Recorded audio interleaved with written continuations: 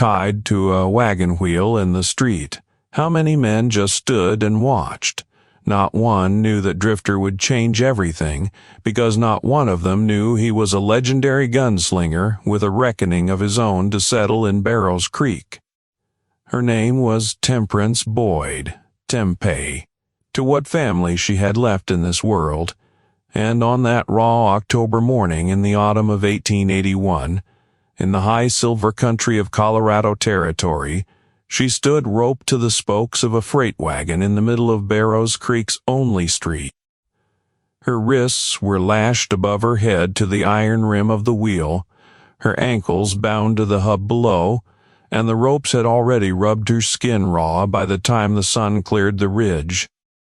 Her crime, if a person could call it that, was refusing to sign her dead father's silver claim over to a man who had never once swung a pick in his life. The men who'd tied her there rode for an outfit known as the Ferris Combine, and their boss, a soft-handed man named Ferris, stood at the front of the gathering crowd with a bill of sale folded in his coat pocket and no intention of paying a fair cent for what was written on it. Behind him stood the men who did his uglier work, a broad-shouldered brute named Cobb, a card-sharp named Dutch Hollis, and a quiet, narrow man named Pike, who never seemed to blink. On the boardwalk in front of the jailhouse, Sheriff Otis Vane leaned against a post with his thumbs in his belt and watched the whole business unfold like a man watching rain. He had no intention. In Barrows Creek, that passed for law, before we get to what that drifter did next. If these stories keep you coming back week after week, become a channel member. Just tap Join beside the channel name below. It costs you less than a cup of coffee, and it does more than you'd think to keep tales like Tempeh's writing. Now let's go back to the spring before the ropes, back to the mountain that made a dead man rich and his daughter a target. I heard this tale, years later, from a freighter who swore on his mother's grave that he'd been standing close enough that morning to hear the ropes creak, and I've carried it with me the way you carry a coin worn smooth in your pocket, turning it over, wondering at it, never quite spending it. It's a story about a debt that traveled a long way to find the man who owed it, and about a woman who decided, roped to a wheel in the dirt, that she would rather die standing than live kneeling. This one takes a while to tell. Right? Jeremiah Boyd had come to the Colorado high country the way most men did. Broke, stubborn, and convinced the mountain owed him something. 2 years before that October morning, deep in a fold of rock above a creek that ran the color of rust, Jeremiah's pick had struck a vein of silver, so rich it made the assayer in Denver sit down twice while reading the report. He named it the Boyd vein, filed the claim proper and legal at the land office, and for a while Barrows Creek grew up around that discovery like grass around a spring, a general store, a saloon, a stamp mill, a scattering of clapboard houses, and eventually a rail spur that promised to make everyone in town richer than they'd ever dreamed. Tempeh had come out from Missouri to keep her father's house and his books, because Jeremiah Boyd could read rock-like scripture but couldn't add a column of figures to save his soul. She was 26 that year, dark-haired, sharp-tongued when she needed to be, and possessed of the particular kind of competence that made certain men in town uneasy, the competence of a woman who didn't need rescuing. She kept the claims ledgers negotiated with the freight company and learned to load a shotgun before she learned to bake bread, because her father had taught her that a woman alone in silver country, what she hadn't planned on needing was a way to bury him. Jeremiah Boyd died in the spring of 1881, 18 months after he'd struck the vein, in a rock slide that collapsed the number 2 audit while he worked it alone before dawn. The town wrote it off as bad luck. the kind of luck that killed a dozen miners a year in that country, where the mountains didn't care how careful you were. Tempe believed it was something else entirely, though she had no proof yet. Only the cold, sourceless certainty that had settled into her chest the moment she saw the timber shoring pulled clean and stacked to one side of the collapsed tunnel mouth. She kept that suspicion folded close to her heart, the way you keep a knife folded close to your boot, and she buried her father on the hill above the claim with the vein itself as his headstone, and she did not cry where anyone could see her do it. What Tempe did not fully understand, not yet, not on the morning she buried her father, was that the Boyd vein had already drawn the attention of men who measured a mountain's worth strictly in dollars and who had never once cared whose grave sat on top of it. Emmett Ferris arrived in Barrows Creek 11 weeks after Jeremiah Boyd went into the ground, riding in with 4 men and a lawyer's satchel, full of documents that looked official enough to fool anyone who hadn't spent 2 years reading claim law at her kitchen table. He introduced himself as a mining speculator, which was true in roughly the same way a wolf might introduce itself as a rancher. His method was simple and had worked in 3 other territories before Colorado. Identify a claim too rich to ignore and too weakly defended to hold, manufacture a paper dispute over the filing boundaries, install a friendly face in the sheriff's office, if one wasn't there already, and squeeze the owner between lawyers, and fear until they sold for a fraction of what the ground was worth, or simply disappeared, and let the paperwork sort itself out afterward. Sold. He had run this play, or some cousin of it, on 11 claims across 3 territories in 6 years, and he had never once needed to fire a gun himself to do it, because he kept men on his payroll who enjoyed that part of the work considerably more than he did. Cobb was the first of them, and the simplest to understand, a former stockyard enforcer out of Abilene, with hands like ham hocks and a temperament that ran permanently a half-degree past patience. Cobb's particular vice wasn't greed, though he collected his share readily enough. It was cruelty for its own reward, the specific pleasure he took in watching fear arrive on a person's face. He liked an audience. He liked ropes better than bullets, because ropes could be left to do their slow work while a man stood back and enjoyed the show. Dutch Hollis was the second and the more dangerous of the pair for anyone with money in their pocket, because his weapon wasn't his fists, but a marked deck and a genuine talent for making a man believe he still had a fair chance to win it back.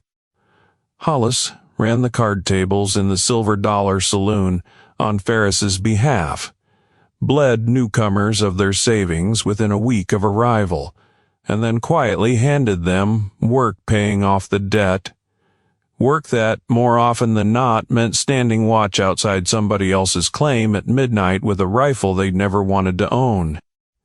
And then there was Pike, who talked perhaps 40 words a day, and was, in the considered opinion of everyone who'd ever met him, the one you didn't want alone in a room with you after dark. Pike carried 2 knives that anyone could see, and was rumored to carry a third that nobody had.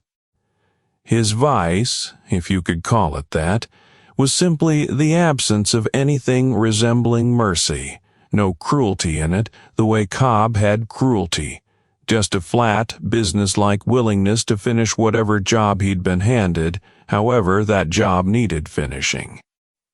Men who worked for Ferris feared Cobb's temper.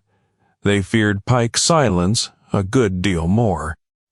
Behind all 3 of them wearing the tin star that was supposed to mean something in Barrows Creek stood Sheriff Otis Vane, a man who had come to the office honestly enough 3 years prior, and who had since discovered that an envelope left on his desk once a month was considerably easier than doing the job the badge implied.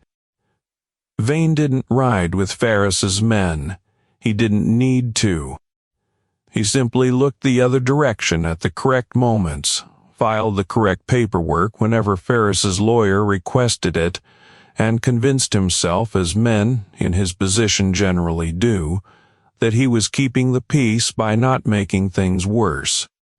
It is a particular kind of cowardice, the sheriff's kind, quieter than Cobb's, cleaner than Pike's, and, in its own way, every bit as much to blame for what happened in that street. Ferris made his first offer for the Boyd Vane 2 weeks after Jeremiah's funeral through his lawyer, in a letter so politely worded it might have been mistaken for condolences if you didn't read the number at the bottom. It was, generously, 1/10 of the claims assayed, worth. Tempe refused it the same afternoon. In writing, in a hand steady enough that the lawyer commented on it when he reported back to his employer. Ferris's second offer came a month later, slightly higher, delivered in person this time, with Cobb standing silent in the doorway of her small house, the entire conversation saying nothing. Tempe refused that offer too, though her hands weren't quite as steady afterward. Between the second offer and what happened on that October morning, small things began going wrong around the Boyd claim in the particular way that small things go wrong when someone wants them to. A load of timber shoring meant for the mine's new shaft vanished from the freight yard and was never found. Her hired hand, a steady, older miner named Corbin who'd worked for her father from the start, was jumped one night walking home from the Silver Dollar and beaten badly enough that he took the next stage east and never came back, leaving Tempe to work the claim's books and its modest ongoing operation. Rumors started moving through town, quiet ones, the kind nobody could trace back to a source. That the Boyd filing had an old boundary error on it, that the claim might not be legally hers at all once the paperwork was properly examined. And on the first Tuesday of October, Ferris made his final offer, which was really no offer at all. He arrived in the street outside the general store where Tempe was loading supplies onto her wagon, flanked by Cobb, Dutch Hollis, and 6 other men she recognized as regulars on his payroll, and he informed her, pleasantly enough, that the paperwork transferring the Boyd Vane to the Ferris Combine was drawn up and waiting for her signature at the land office, and that it would be a good deal easier on everyone if she simply walked over there with him and signed it. Tempe's reply, delivered in front of the whole gathering street, needed no rehearsal, exactly what he could do with his paperwork. What happened next happened fast, the way violence generally does when men have already decided on it and are only waiting for an excuse. Cobb had her by both wrists before she'd finished the sentence. Someone, she never did learn who, brought rope from the back of a nearby wagon, and within the space of perhaps 90 seconds, Temperance Boyd found herself lashed upright to the spokes of a freight wagon's rear wheel, arms raised above her head, ankles bound to the hub, while Emmett Ferris stood a few feet off and explained to the gathering crowd in the calm tone of a man discussing weather that the widow Boyd would remain exactly where she was until she reconsidered her position on the matter of the claim. Sheriff Otis Vane, summoned by a boy who'd run for him the moment the trouble started, arrived on the boardwalk outside his office within 10 minutes, took in the whole scene with a single unhurried glance, and did not cross the street. He informed the boy, and later anyone else who wondered, that it was a private property dispute and not a matter for the law until somebody drew a weapon. Nobody in that crowd of 30 or 40 townsfolk, merchants, miners, wives, The very people whose businesses had grown fat on the silver Jeremiah Boyd first pulled out of that mountain. It makes neighbors into furniture, all of them standing very still, hoping the trouble finds someone else's door next. That was the scene, exactly as it stood, when a lone rider came down the far end of the street on a dust-colored horse that had clearly seen better ground than these hills, and reined up at the edge of the crowd without a word. He was not an impressive-looking man at first study, and that was, as it turned out, entirely by design. His duster was road-gray and travel-worn, his hat pulled low enough to shade eyes that missed absolutely nothing, and he carried himself with the loose, unhurried economy of a man who had ridden a very long way and intended to keep riding a good deal farther. His name, though nobody in that street would learn it for some hours yet, was Name Sutton, and he was 44 years old, and he had spent the better part of 2 decades becoming a man other men whispered about in low voices around campfires from the Panhandle, worn most of the truth off him and left behind only the legend. He preferred it that way. A legend could pass through a town like smoke. A known man got remembered, and remembered men got found. Rafe sat his horse at the edge of that crowd for a long moment, taking the whole tableau in with the patient, cataloging attention of a man reading a hand of cards, the bound woman, the 6-armed men, the soft-handed boss in the good coat, the sheriff doing nothing on the boardwalk. He was, by every appearance, simply another drifter passing through, tired, dust-caked, in no apparent hurry to involve himself in anyone's business but his own. He had convinced himself for 3 years running that this was exactly the kind of scene he no longer stopped for. He had believed that in a dozen towns before this one, and kept riding, and slept badly every single night for it. He did not keep riding this time. He would think about that later, and wonder what precisely in Temperance Boyd's face had made the difference, whether it was the particular set of her jaw, refusing to give the crowd the satisfaction of her tears, or something else entirely, something closer to a debt he hadn't finished paying. Whatever it was, Rafe Sutton swung down off his horse in the middle of Barrows Creek's main street, looped the reins loose over a rail, and started walking toward the wagon wheel with the unhurried, deliberate gait of a man who had absolutely nowhere else he needed to be. Cut her loose. Just that. 2 words, delivered quiet, in a voice that carried anyway, the way a low note carries farther than a shout, in the right kind of silence. Cobb turned first, grinning the grin of a large man who has never once in his life had reason to doubt his own size. "This ain't your business, drifter. Keep walking," wasn't asking twice. Rafe stopped 10 feet from the wagon, close enough that everyone in the street could see his right hand hanging loose and easy near his hip, far enough that no one could call it a threat outright. "Cut her loose or I will, and you won't much care for how I go about it." A ripple of something moved through the crowd. Not quite hope, not yet, but the first faint stir of a held breath. Ferris, to his credit, read the moment better than his hired muscle did. He stepped forward with the smooth, unbothered smile of a man who had talked his way out of worse. "Friend, this woman owes a debt, and we're simply here to collect what's fairly hers to give. No need for anybody to get hurt over paperwork." Funny word for rope. Rafe's eyes hadn't left Cobb. "I've settled a fair number of debts in my time. Never once needed to tie a woman to a wheel. To do it says something about the men who do." Dutch Hollis laughed the easy, contemptuous laugh of a man used to being the most dangerous person in any room he entered.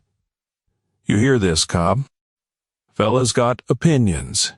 He let his coat fall open just enough to show the pistol riding his hip. "Man, your age ought to know better than opinions in a town he don't belong to." "Man, my age has buried a lot of fools who thought a coat and a crowd made them bulletproof." Rafe's voice hadn't changed pitch or pace one particle since he'd started talking, which was, though none of them knew it yet, the single most dangerous thing about him. Last chance. Cut her loose. Cobb went for her ropes then, not to free her but to drag her, meaning to use Tempe herself as the lever to end this conversation on his terms, hauling her half off the wheel by one bound wrist, while he reached for the pistol at his own belt with the other hand. It was the wrong decision, and it was the last one Cobb made freely that day. Rafe's hand moved once, fast enough that most of the crowd only registered the result and not the motion itself, and a single shot cracked out across the street and took the pistol clean out of Cobb's grip before the big man's fingers had fully closed around it. Cobb himself left standing with his hand suddenly comically empty and his mouth open around a word he never got to finish. The silence that followed was the particular kind of silence a whole street falls into together. Even the horses tied along the rail went still, the way animals sometimes do when they understand, before the people do, that something has fundamentally changed in the air. Nobody in Barrows Creek moved for the space of 3 or 4 long heartbeats. Sheriff Vane's hand had drifted unconsciously toward his own weapon, and then stopped there hovering, because some old animal instinct in him recognized what he was looking at even before his mind caught up to the recognition. "Next one takes an eye, not a gun." The words dropped into that ringing silence, his voice still not raised above a conversational register. "Cut her loose, Dodge." It was Dutch Hollis, oddly enough, who broke first, not out of courage, but because gambling men are the quickest in any crowd to correctly calculate odds, and he did not like the ones currently on the table. He produced a folding knife from his vest, crossed to the wagon wheel with his hands raised and visible the entire way, and sawed through Tempe's wrist ropes without meeting anyone's eyes. Then cut her ankles free as well. Tempe half fell forward, her legs unsteady, from having borne her weight strangely for the better part of an hour, and Rafe caught her elbow without ever fully turning his attention away from Ferris and what remained of his men. "You don't know what you started here, friend." For the first time that morning, something other than smooth confidence had crept into his voice. Something that, to a more careful listener than the crowd currently was, sounded uncomfortably close to recognition. "This is my town. You'll want to be somewhere else by dark." Been warned of that before. Usually by men who didn't live long enough to enjoy being right about it. If you've made it this far, and you're the kind of listener who likes to know exactly where a story is headed before it gets there, stick around, because you're about to. While the wind still worries at that torch outside the Silver Dollar, tap the join button beside the channel name to become a channel member, and keep these tales riding. And if these stories are the kind you look forward to, hit subscribe and ring the little bell so you don't miss the next one. And tell me down in the comments, where are you listening from tonight, and what time is it where you are? I like to picture the fires this story's traveling to. Ferris withdrew his men from the street that afternoon with the careful, unhurried dignity of a man conducting a strategic retreat rather than admitting a defeat, which was, in its own way, more unsettling than if he'd simply lost his temper. Cobb retrieved his emptied pistol from the dirt, cradling his stinging hand, and shot Rafe a look promising a reckoning of its own. Pike, who had stayed silent throughout the entire confrontation and had not moved from where he stood at the edge of the crowd, simply watched the stranger with the flat, patient attention of a man taking careful measurements for later use.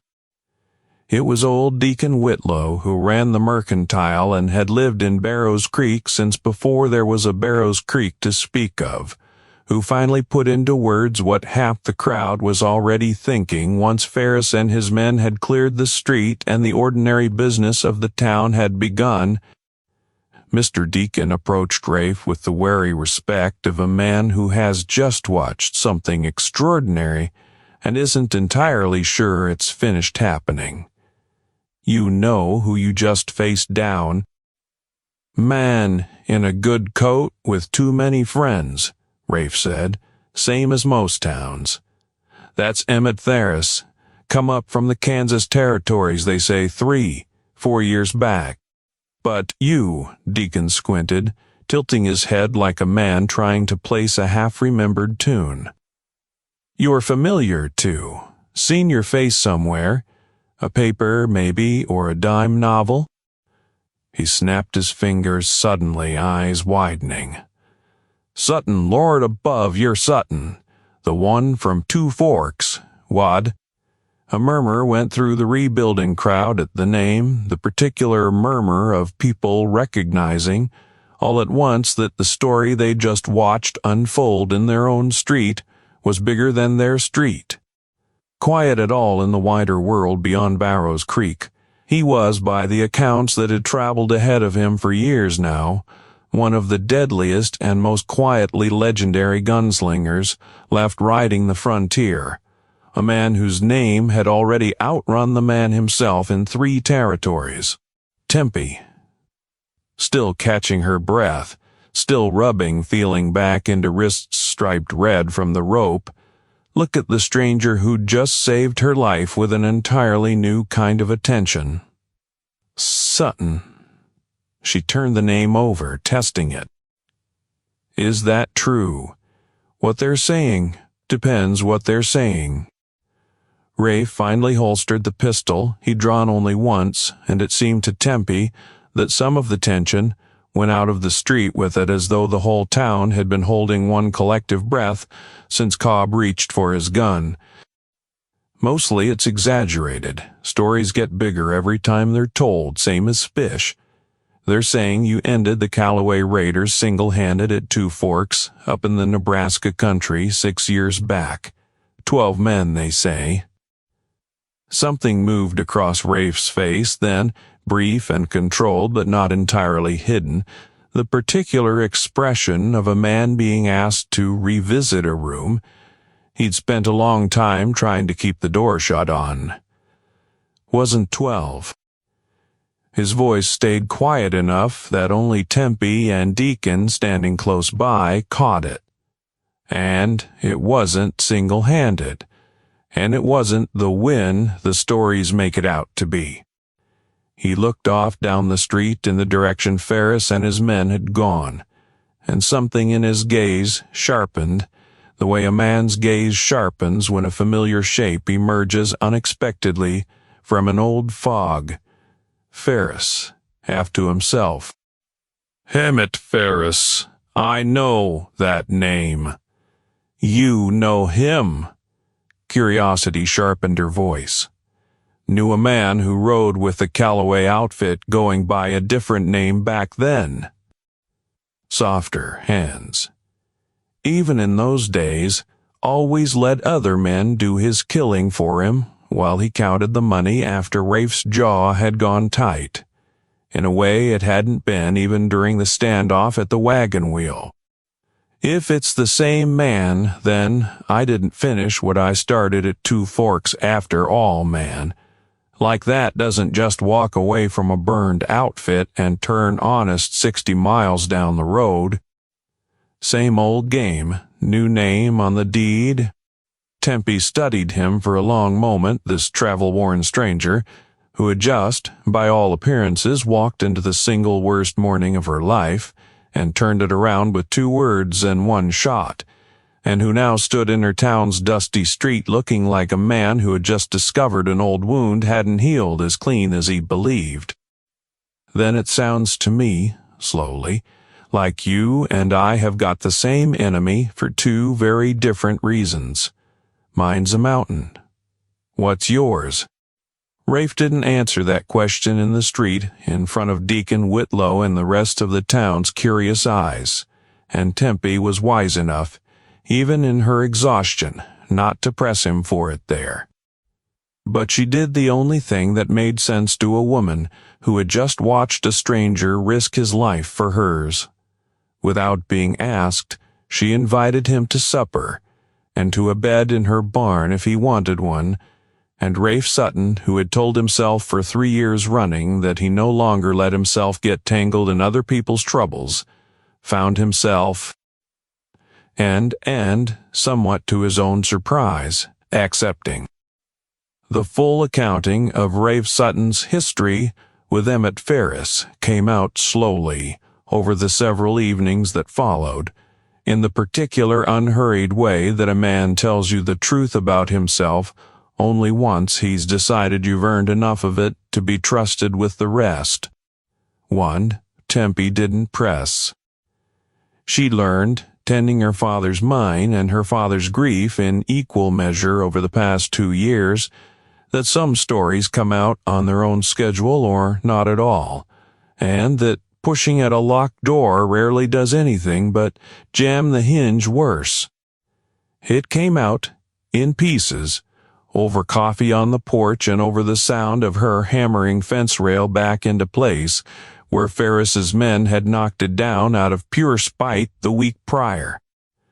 Rafe Sutton had ridden as an army scout during the war, and for some years after, tracking men across country most soldiers wouldn't ride into without an escort, and somewhere in those years the tracking had turned into something closer to a calling, not a bounty man exactly. Hired by ranchers and rail companies, and the occasional desperate town council to solve problems that the law, where there was any law at all out that far, couldn't or wouldn't touch. 6 years back in the Nebraska Panhandle country, he'd taken a contract to break up the Callaway Raiders, a claim-jumping and cattle-rustling outfit that had terrorized 4 counties for the better part of 2 years, burning out homesteaders who refused to sell cheap and murdering at least a dozen settlers along the way, including, as it turned out, only after Rafe had already accepted the job, a young widow named Ellen Marsh, whom he had ridden 2 days out of his way to warn, and arrived 1 day too late to save. He had found her burned homestead with the ash still warm in it. He had found her, and what the Callaway men had done to make an example of her for refusing their offer on her land. An offer not so very different, Tempe realized as she heard it, from the one Ferris had made for the Boyd vein. Rafe had buried Ellen Marsh with his own hands on a hillside above the ruin of her house. And then he had ridden after the Callaway outfit with a purpose that, by his own quiet admission on Tempe's porch that evening, had stopped being professional the moment he found her, and had never fully become professional again in all the years since. The fight at Two Forks had ended the Callaway outfit for good, most of them dead. A few scattered and never heard from again, the leader himself killed in the final exchange.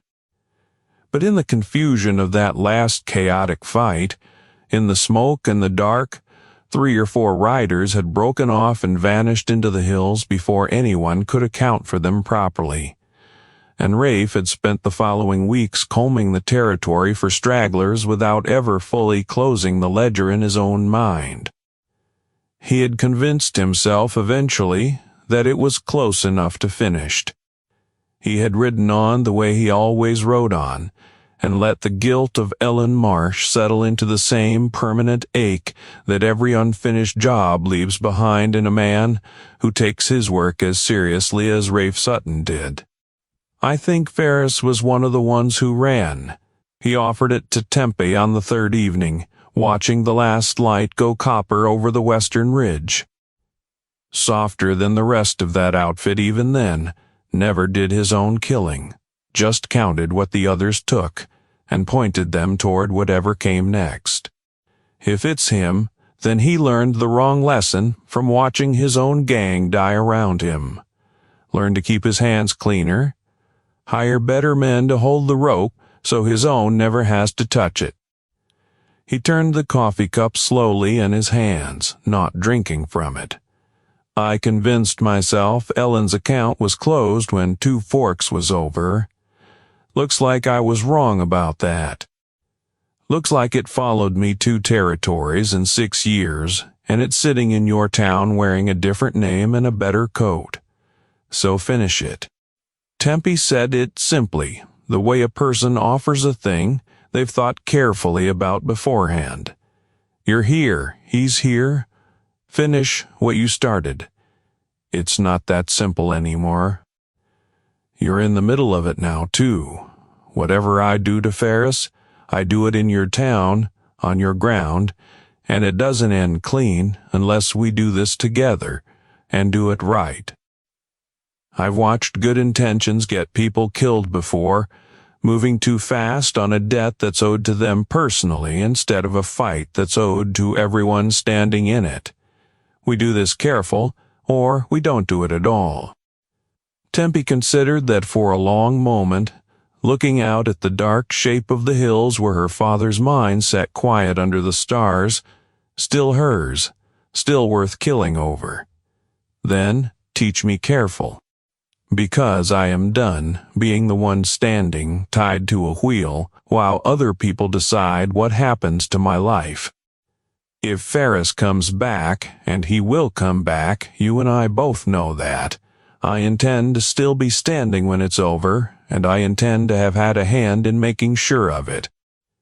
What followed, over the 2 weeks that came after, was the part of the story that the freighter who first told it to me always seemed to relish telling most, the part where a legendary gunslinger turned schoolteacher and a grieving young claim owner turned, slowly and by hard practice, into something considerably more dangerous than the town of Barrows Creek had any reason to expect from her.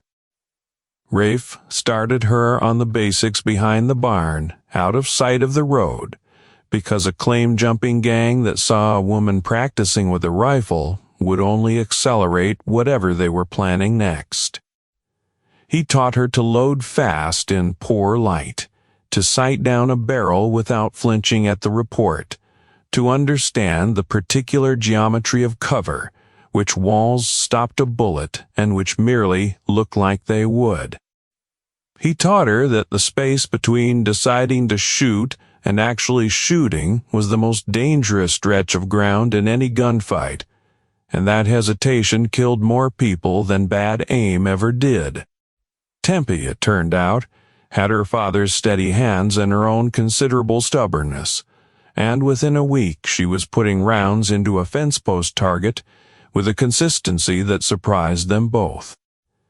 They fortified the house and the claim buildings together in the evenings, after her ordinary daylight work was done, reinforcing the shutters with iron strapping salvaged from the mine's own supplies, running a tripwire strung with borrowed cowbells through the tree line where a rider would have to pass to come at the house from the north.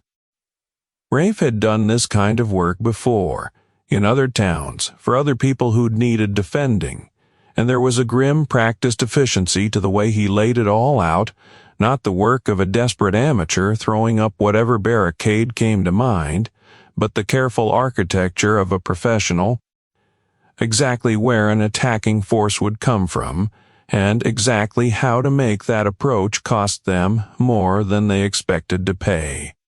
He scouted the ground around Ferris's operations, too, in the quiet hours before dawn, when the town was still asleep, counting the men who came and went from the Silver Dollar, marking which of Ferris's hired guns drank too much to be reliable after dark, noting the pattern of Sheriff Fain's rounds and the conspicuous gaps in them that suggested the lawman had been told or paid to look the other way at certain hours. Tempe came to understand watching him work, not a man who charged into danger the way the dime novels made it sound. He was a man who studied a killing floor the way a careful gambler studies a table before he ever sits down to play, and who understood, better than almost anyone she'd ever met, that the difference between a legend and a corpse very often came down to nothing more than patience. Word of the standoff at the wagon wheel had, of course, traveled through Barrows Creek and well beyond it within days, and it did what such stories generally do. It split the town cleanly down its fault lines. Some folks, quietly, and at real risk to themselves, began bringing Tempa supplies and information, which of Ferris's men had been overheard boasting in the saloon, which nights the combine planned to make its move. Small kindnesses that added up over those 2 tense weeks, to something that started to look almost like a town remembering it had a spine after all. Others, frightened or indebted or simply unwilling to bet against Ferris's money, kept their distance and their silence, and a few, men who owed Dutch Hollis more than they could repay, carried tales back to the Silver Dollar about the fortifications going up at the Boyd place. Ferris, for his part, did not sit idle during those 2 weeks. Whatever fear Rafe's reputation had put into him at the wagon wheel, it hadn't lasted past the first night's careful thinking. He sent to a mining camp 2 counties over for additional men, hard cases mostly, drifters and gun hands willing to work for good pay and no questions, and by the 2nd week his operation had swollen from 6 regular men to nearer 16, a force he judged more than sufficient to overwhelm one legendary reputation. However well fortified their little house had become. He also, in a decision that would matter a great deal before the story was finished, paid Sheriff Otis Vane a considerably larger envelope than usual, and secured from him a quiet promise that whatever happened at the Boyd place on the night Ferris chose to move, the sheriff's office would arrive only after the matter had been thoroughly settled.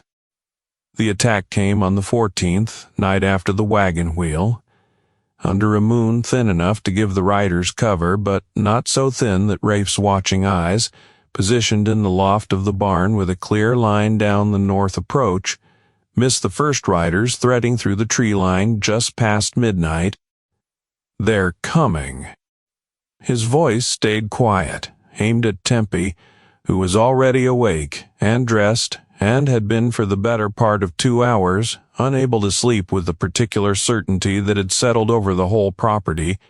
That evening the birds gone quiet too early, a stillness in the air that felt less like calm and more like a held breath. 16, maybe 18. Ferris brought everything he's got. Then we're ready. Tempe meant it, though her heart was hammering hard enough that she could feel it in her throat. She had a rifle in her hands and a pistol at her hip and 2 weeks of hard, patient practice behind both, and whatever fear remained in her had been, over those 14 days, worked into something closer to resolve. The tripwire caught the first 3 riders coming through the north tree line, the sudden clatter of cowbells in the dark throwing their horses into a startled, screaming tangle that unhorsed 2 of them outright and gave Rafe, positioned above, with a rifle sighted down the disguised trench. Though a clean warning shot that took the hat clean off the lead rider's head and put the fear of God into the whole advancing line before a single one of Ferris's men had gotten within 100 yards of the house. Next one's lower. Rafe's voice cut across the yard with the same flat, unhurried authority it had carried in the street 2 weeks prior. "Turn around now, and you ride home with all your fingers." Some of them did turn, 3, maybe 4, of the newer hired hands, men who'd taken Ferris's money without fully understanding what kind of fight they were signing on for, wheeled their horses and rode hard back the way they'd come the moment the cowbells started and the warning shot cracked past. But Cobb was not among the men who turned, and neither was Pike, and neither driving the rest of the line forward with cursing and threats was Dutch Hollis, who had a debt of his own reputation, riding on this night, going Ferris's way.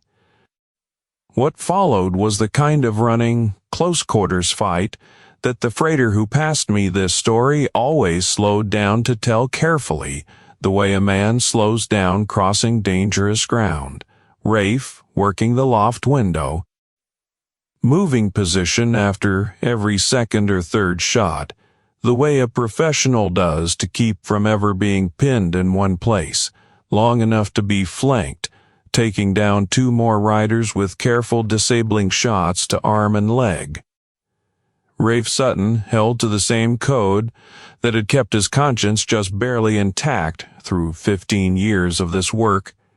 Warn first, wound if you must, kill only when there's no honest alternative left on the table.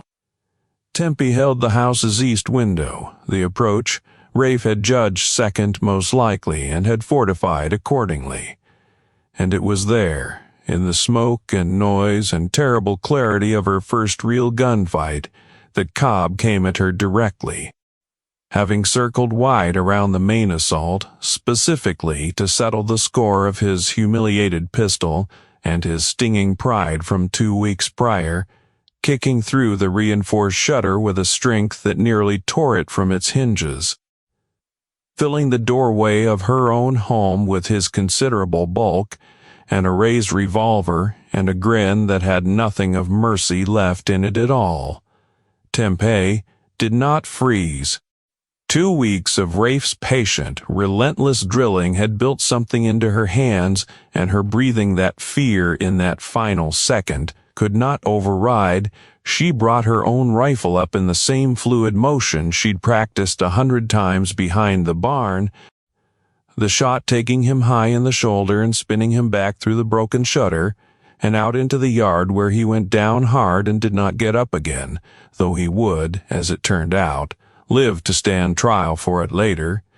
Tempe's shot placed exactly where Rafe had taught her to place it, disabling rather than killing, because she had listened, and those 2 weeks, to every hard lesson he'd offered her, including the one about the difference between justice and vengeance. The siege broke in the end, not through any single dramatic stroke, but through the slow, grinding attrition of a plan that had been built with more patience than Ferris's hastily assembled force could match 3 of his hired hands down and out of the fight, 4 more having fled at the first cowbell, Cobb wounded and finished, and Dutch Hollis caught in the open yard trying to rally the wavering remainder, taking a shot from Rafe's rifle that shattered the pistol in his hand before he'd managed to fire a single round of his own, sending him diving for cover and effectively out of the fight, cursing and clutching a hand that would never again deal a marked card with quite the same steady confidence. It was Pike, in the final reckoning, who came closest to ending the night badly, circling silent and unseen around the barn's blind side, while the main fight raged at the house, close enough behind Rafe on the porch roof to have finished him with a single knife thrust if Tempe hadn't caught the movement in the corner of her vision through the shattered east window and put a warning shot into the porch post inches from Pike's shoulder, enough to make the quiet, dangerous man reconsider his approach and melt back into the dark, rather than press an attack that had suddenly, by the time the eastern sky had begun to gray toward dawn, what remained of Ferris's assault force had scattered or surrendered, and Emmett Ferris himself, who had stayed well back from the actual fighting the entire night, sat his horse alone at the edge of the tree line, watching his whole carefully assembled operation come apart in the gray half-light, and understood, with the particular clarity that comes only in the moment a plan has finally, irreversibly failed, that the reckoning Rafe Sutton had spoken of in the street 2 weeks prior. He did not run. Tempe would say afterward that she'd expected him to, and had been surprised when instead he rode forward, alone, hands visible, into the wreckage of the yard where Rafe stood waiting for him with a rifle held loose but ready. You knew. There was no more smoothness left in Ferris's voice at all, only a kind of tired, defeated recognition.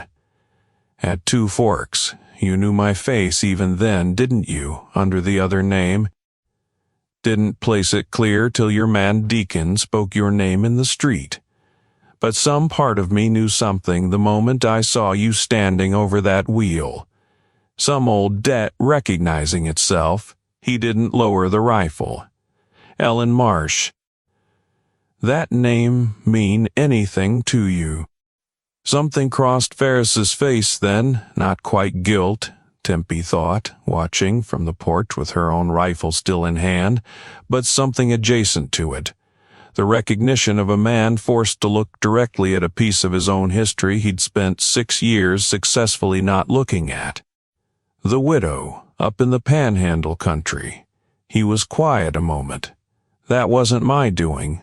Calloway's men did that, not mine. You rode with them. You took your share of what they took from her, same as everyone else in that outfit did. Riding with the thing makes you part of it, whether your own hands stay clean or not. Rafe's voice hadn't risen, hadn't changed at all from the flat, level register it had carried through the entire night. But something in it now carried a finality that made even Ferris go still in his saddle. I let 3 or 4 of you ride clear of Two Forks because the fight was already won, and I didn't have the stomach that morning to hunt down every last man. I've had 6 years to regret that mercy. Looks like you spent every one of them proving I was right, too. So, what happens now? To his credit, or perhaps simply to his exhaustion, there was no more pretense of confidence left in the question at all. Now you get exactly what your paperwork was always going to get Tempe Boyd, if she'd been foolish enough to sign it. You get handed over to whatever passes for law in this territory, and you get to explain to a federal judge exactly how many claims you've stolen this way, and exactly how many towns you've left broken behind you doing it. That's not vengeance, Ferris.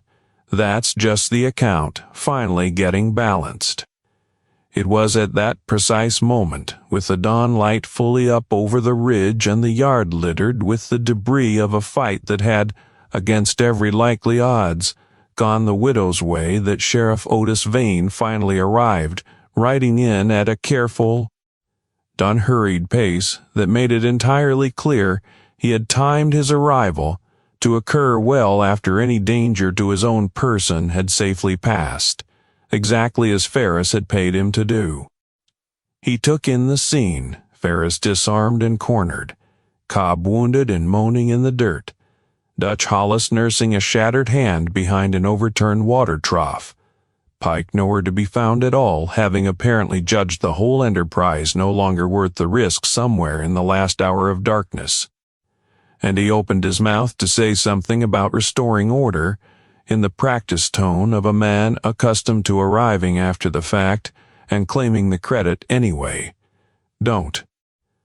Tempe cut him off before he'd gotten more than the first syllable out, stepping down off her porch with her rifle still in hand, and 2 weeks of hard-won steadiness holding her voice level and clear enough that it carried across the whole ruined yard. Don't you dare stand there and talk about order, Sheriff. You watched them tie me to a wheel in the street, and you wrote it off as a property dispute. You've been taking Ferris's money since before I buried my father, and everyone in this town knows it. They've just been too frightened to say it out loud until now. Vane's face went through several unconvincing expressions in quick succession: offense, denial, the beginning of a threat, before settling, finally, into something closer to fear. As he looked around the yard and understood, perhaps for the first time with real clarity, that the balance of power in Barrows Creek had shifted decisively overnight. and that he had backed the losing side of it. It was Deacon Whitlow, arriving with several other townsfolk, drawn by the sound of gunfire in the night, and now standing at the edge of the yard bearing witness to the sheriff's arrival, who finally gave voice to the words that ended Otis Vane's career in Barrows Creek for good. "We saw what you did, Sheriff, all of us.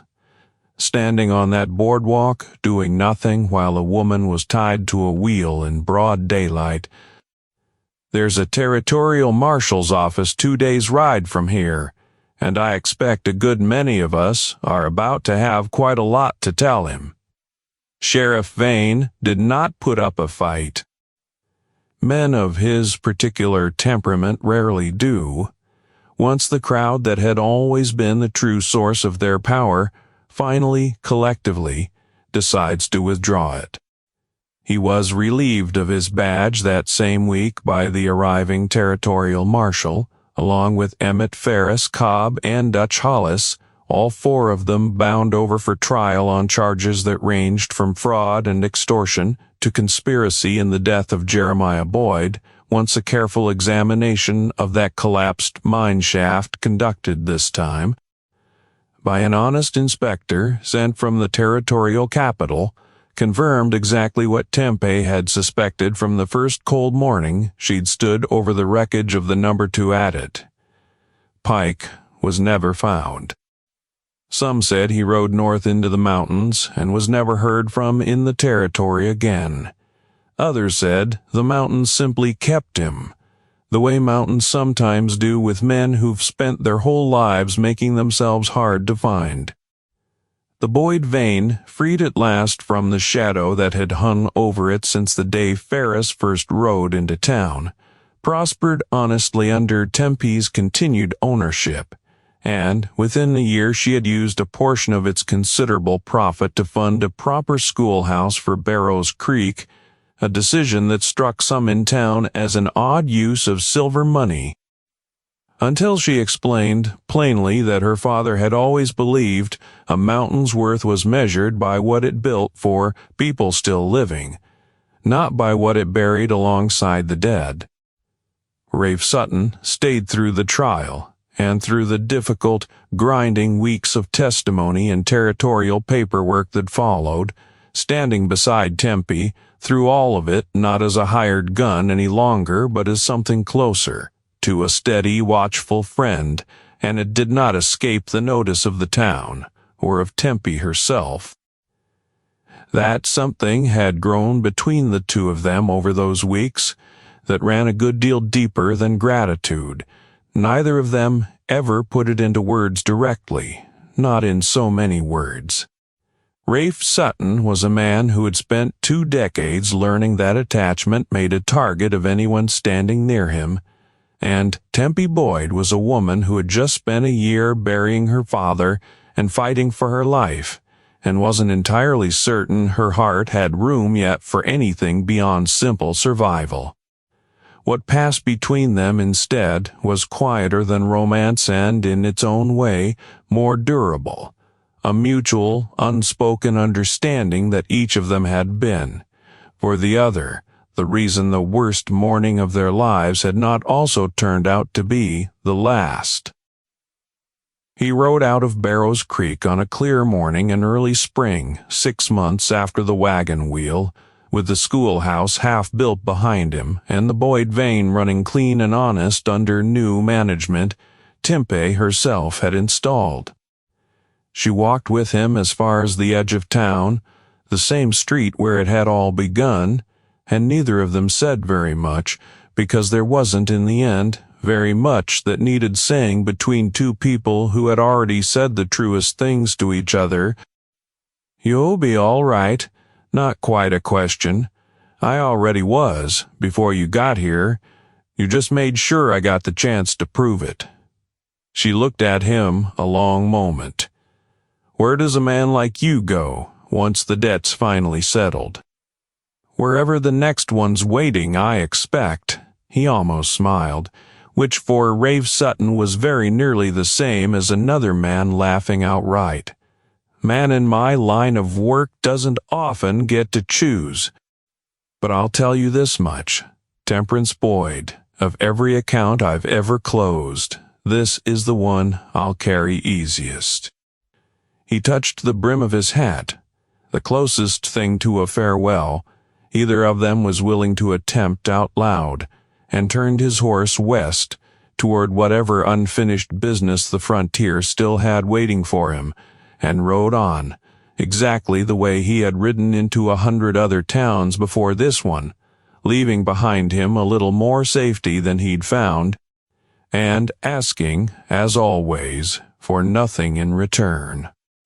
Now, as an old man, sitting by a dying fire telling you this, the way it was told to me, I'll tell you what I've always believed this story is really about. Underneath the ropes and the rifles and the reckoning, it's not really about a gunslinger, not at the end of it. Rafe Sutton was dangerous with a gun, sure enough, dangerous enough to end a night siege before dawn without losing a single life on his side of the fight. But the thing that actually saved Temperance Boyd wasn't the shooting. It was that one single moment in a street full of frightened, silent people when a stranger who owed her nothing chose to stop his horse instead of riding on past. The real darkness in this world was never Emmett Ferris, and men like him, men like that, have always existed, and always will. The real darkness is a whole street full of decent people, standing quiet, telling themselves it isn't their trouble, while a woman suffers in plain sight of every one of them.